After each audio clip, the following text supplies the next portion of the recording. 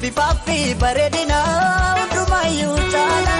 akani shejalo kana godhe keessa oromumma sheeti ankanumanisa sabbontu oromo jalalle tofaya haman sinargati nafta nagaya sabbontu oromo jalalle tofaya haman sinargati nafta nagaya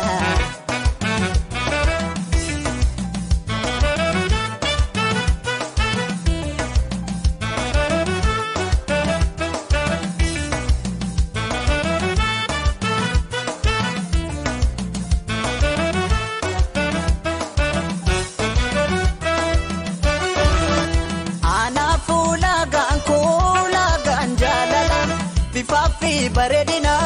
undumayu chala akani shejalo kana godhe keessa oromumma sheeti ana fulaga ganjalala bifafi baredina undumayu chala